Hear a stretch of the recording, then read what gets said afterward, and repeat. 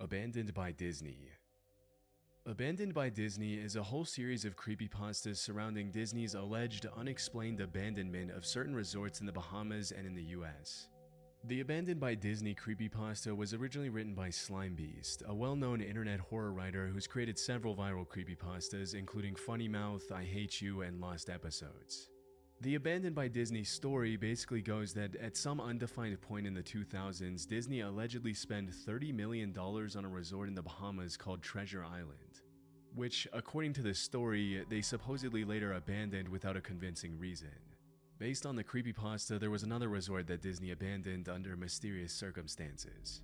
This one was located near the beachside city of Emerald Isle in North Carolina, and it was supposed to be a jungle-themed resort by the name of Mowgli's Palace.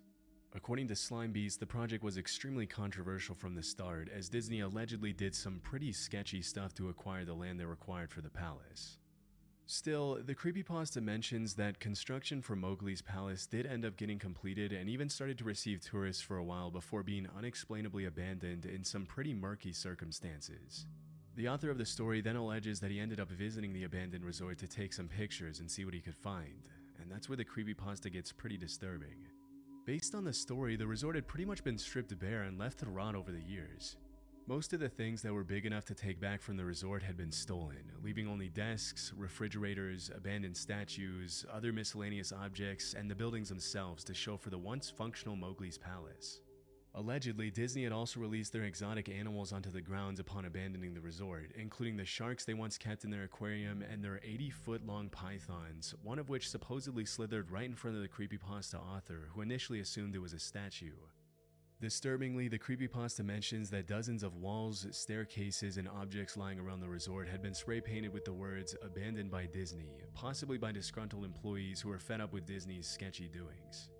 At one point in the story, the author allegedly went down the stairs into a room that was labeled mascots only and came across a photo-negative version of a Mickey Mouse costume that somehow came to life and pulled its own head off in front of the author to scare him. Now, obviously pretty much every single detail about this story from start to finish is completely fake. The same goes for every other story that's a part of this Abandoned by Disney creepypasta series. But it actually was based on some real events. There was once a real resort on a real island that Disney mysteriously abandoned back in the late 90s. Between 1974 and 1999, Discovery Island in Bay Lake, Florida was a popular Disney attraction open to the public who were drawn there by the dozens of wild animal species roaming around the tropical landscape. Disturbingly, the resort ended up getting charged with animal cruelty after the company admitted that a few vultures had died after being captured by their employees.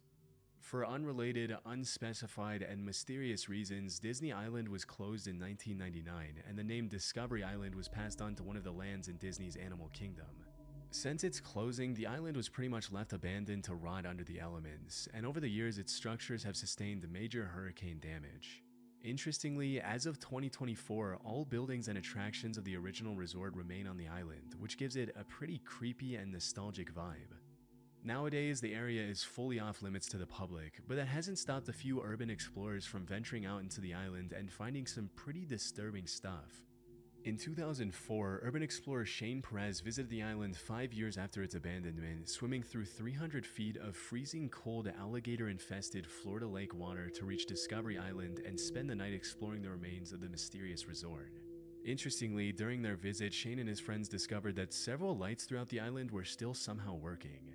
And a little more disturbingly, they found all kinds of odd things in the abandoned sheds, including snakes stuffed in Coke bottles and a bunch of animals that were left behind by Disney when the island closed, which is pretty similar to what was mentioned in the fictional creepypasta. Although Shane and his friends were only able to explore half of the island before the sun rose again, they uploaded all of their findings onto a now infamous blog post that ended up being featured on the news. Obviously, this didn't make Disney look too good, and as a result of trespassing, Shane was banned from all Disney resorts for the rest of his life. But he triggered a wave of intrigue around the island that has endured until this day. Over the years, a few more urban explorers have attempted to explore the island, leading to some pretty interesting videos, blog posts, and pictures. Nowadays, the island is under extremely heavy 24/7 surveillance, which would make it almost impossible to explore for a regular civilian. Still, the abandoned island turned creepypasta was one of the dozens of things that have irreparably damaged the public's perception of Disney, as it's pretty clear that behind the cute mouse costumes and the fairy tale facade, there's a bunch of stuff the higher-ups of the company definitely don't want the public to see. The Smiling Man. In April 2012, a Reddit user named Blue Title posted a story titled The Smiling Man. The story basically goes that at some point in 2012, Blue Title went for a solo walk in the middle of the night in Seattle, Washington after his roommate had fallen asleep. At some point in the evening between the hours of 1 a.m. and 2 a.m., he saw a strange-looking man dancing at the other end of the street. In the user's own words, it was a strange dance, similar to a waltz, but he finished each box with an odd forward stride. I guess you could say he was dance-walking, headed straight for me. At first, Blue Title tried to walk past him, giving the man as much space as possible to avoid coming into contact with him, but the guy just kept dancing closer and closer. What's most disturbing about the account is the way the user describes the man's appearance. Based on the original post, the man was tall and lanky, wore an old suit, and had an extremely eerie expression on his face. His eyes were wide open and his head was tilted back to look at the sky. Even more unsettling, his mouth was twisted into a forced-looking smile that seemed permanently fixed on his face. To make a long story short, the Smiling Man ended up chasing Blue Title for several blocks until the user eventually outran him and made it back to his apartment safely. There's a lot more detail to the chase, but I'm leaving out some of it for simplicity. Based on what was mentioned in the post, the user continued to live in that city for another 6 months and never went out on another solo late-night walk again. Now, this is usually the kind of story that you would read and immediately dismiss as fake, but The Smiling Man is one of those posts that there's no good reason to believe it's not true. After the story was posted, The Smiling Man turned into something of an urban legend and became a classic creepypasta, often being featured in horror forms and even being turned into multiple different viral short films over the years. Still, the original story was not designed to be a creepypasta as it came to be over time. The author has continued to insist it's real. For context, the Let's Not Meet subreddit, which is where the story was originally posted, was created for people to share their true accounts of scary in-person encounters they experienced firsthand. As per the guidelines of the subreddit, no fictional or paranormal stories are allowed, and any indication that a story was made up usually results in the post being immediately removed. All this to say that the Let's Not Meet admins make a big effort to keep the subreddit clean from any kind of stories that are obviously fake. That's not to say that some fabricated stories don't slip through the cracks from time to time, but I don't think The Smiling Man is one of them. Looking into Blue Title's activity on other subreddits, I found that they seem pretty honest and genuine, often discussing martial arts, music, and other topics unrelated to creepypastas and internet horror lore. The fact that The Smiling Man is pretty much the only story the user has told since opening his account in 2012 is a pretty good indication that it's true. On top of that, dozens of users over the years have claimed to have seen the Smiling Man themselves, and a lot of the times it's the original author himself who shows up in the threads to fact check them and call them out when they're embellishing the story or fabricating details that are obviously fake. And sure, this is by no means 100% definitive proof that the Smiling Man was real, but I'm honestly inclined to believe that this actually happened. As for what the Smiling Man's intentions were on that night in 2012, it's really anyone's guess. I'd probably guess the guy was either under the influence of drugs, mentally insane, or really going out of his way to mess with Blue Title for no reason. With so many years having gone by since this incident took place, we'll likely never know. The only thing we can be sure of is that it's probably a good thing the OP ran away when he did. You never know what someone who's clearly not in their right mind is capable of, especially when there are no witnesses around. The year was 1991. In April of 2015, a Reddit user with the mysterious name I'm Sorry Michael posted a harrowing story in the No Sleep subreddit where he shared his first-hand experience of what it was like witnessing a 4-year-old get kidnapped from a school playground in the early 90s. Now, it's important to keep in mind that the No Sleep subreddit doesn't always feature true stories. In fact, it almost never does. It's pretty much entirely creepypastas, but you'll see why that's not so relevant in a second. The post was titled The Year Was 1991, and in it, the OP basically tells the story of how he arrived at a school's sports field to toss around a ball with some family friends on a warm spring day. As soon as he arrived at the field, the OP allegedly saw a little boy in a blue jacket running on the playground close to the playing field. Suddenly, a suspicious-looking dark van pulled up to the playground and parked right over the hopscotch outline. A A few seconds later, a man in a sketchy-looking, low-quality bear costume got out of the vehicle, promised the little boy some candy, and put him in the back of the van before driving away. Based on the post, the uploader immediately got into his vehicle and tried to catch up with the van, but because he was so unfamiliar with the area, he ended up getting lost. As soon as he called 911, the operator allegedly scolded him for prank calling and hung up on him.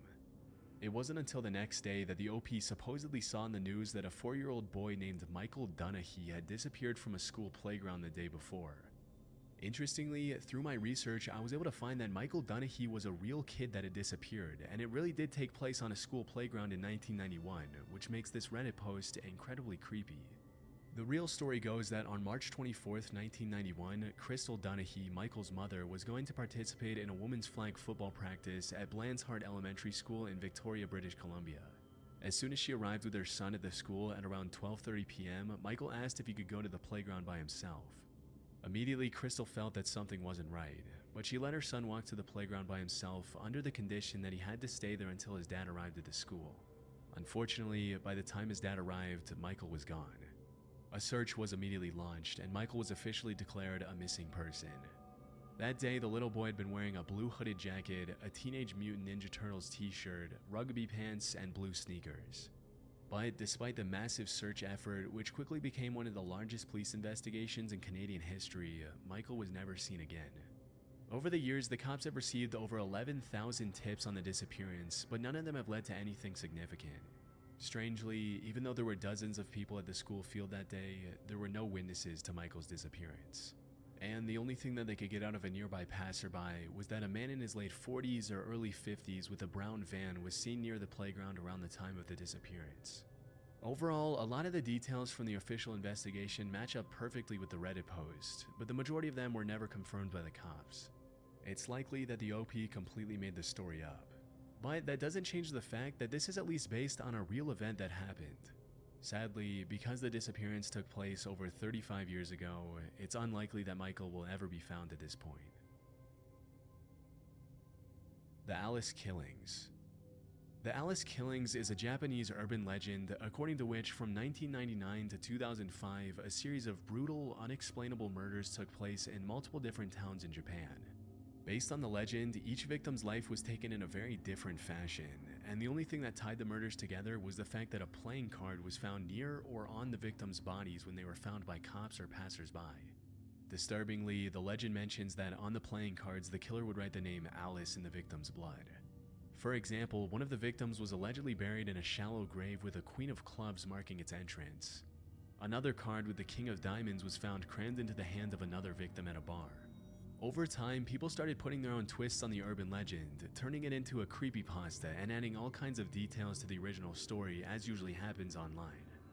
But even though the specific details in the story of the Alice Killings are all fake, they're all based on a completely true story that's just as terrifying as the creepypasta. In 2003, an ex-military guy turned security officer in Madrid, Spain named Alfredo Galán Sotillo shot a 50-year-old man named Juan Francisco Ledesma in the head in front of his 2-year-old son. From there, Alfredo went on to kill another 5 victims over the next month, all of them picked completely randomly and for no good reason. After taking his second victim's life, he left a tarot card with an ace of clubs near the crime scene, after which, as you can probably guess, the media started sensationalizing the case, giving Alfredo much more attention than he deserved. And thanks to that, he went on to kill another 4 victims and severely injure another 3, often leaving tarot cards at the scene to fit the picture the media had made of him. In addition to the cards, the killer did have a particular MO in the way he took his victims' lives. All of them were shot at point-blank range, and all of them were picked at random, unlike most serial killers who often stalk and get to know their victims before taking their lives. On July 3, 2003, the playing card killer, as he quickly became known, turned himself into the police in a severely intoxicated state, immediately confessing to the string of murders that had taken Madrid by storm that year. As soon as he sobered up, he tried to take back his confession, but at that point it was too late, as he had already revealed to the cops certain details about the pen markings on the cards that weren't even made public. Disturbingly, during the investigation, it was revealed that before carrying out his gruesome crimes, the killer would wish his victims good morning and ordered them to kneel down before executing them. That same year, Galán was sentenced to 142 years in prison, a punishment he's serving to this day. In 2023, Netflix made a documentary about him titled The Playing Card Killer. And at the end of the day, that's probably what these killers really want deep down, attention. But fortunately, he won't be getting out anytime soon. And let's just hope the crazy amount of attention the media gives these killers doesn't motivate more lunatics to seek notoriety through these kinds of crimes. The Doppelganger. The Doppelganger is a pretty well-known creepypasta that tells the fictional story of a kid named Trey who lived with his parents in a small rural county in eastern Tennessee. Based on the original Reddit post titled The Doppelganger, Trey's father Henry was a county warden who usually came home from work late in the evenings. One night, Henry came home and hesitantly let his wife and son know that one of his coworkers had been missing for 2 days. That same night, Trey's mom and dad made him promise that he wouldn't open the door for anyone, even for his own parents. The next day, Henry announced to his family that his coworker Mike's body had been found by a creek. Disturbingly, he also mentioned that even though Mike had only been reported missing for 2 days, his body was declared to be at least 2 weeks old when the authorities found him. This of course meant that somebody had been posing as Mike for several days, spending time with his family and going through his days pretending to be him. That night when Trey went up to his room, he heard a knock on his window. It was his dad's voice asking to let him in and claiming that he had just gone outside to check on something and had accidentally locked himself out. Eerily, that's when Trey's dad appeared in his doorframe, holding a finger up to his lips, signaling for his son to be quiet. After scaring away whoever was at the window, the family went down to sit together at the kitchen table, fearing for their lives. Later that evening, the impersonator once again tried to enter the house, pretending to be Trey's dad. This time, Henry called his officer friends over who agreed to help him track down whoever or whatever it was that was pretending to be him.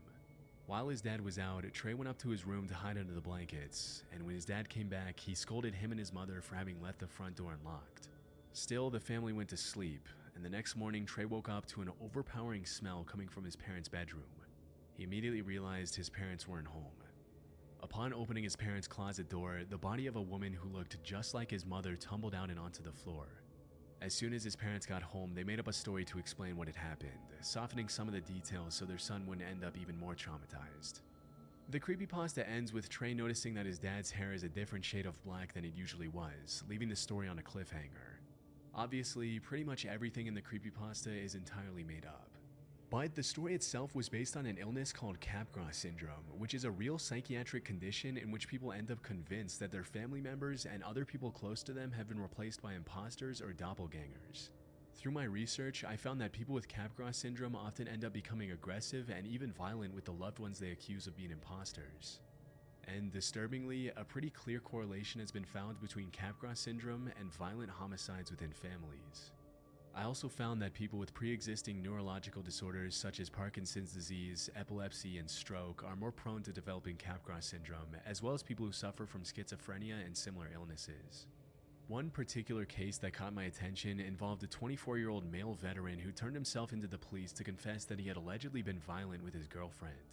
Interestingly, when the cops called his girlfriend to get her side of the story, she mentioned that the allegations were completely false and that her boyfriend had no history of violence.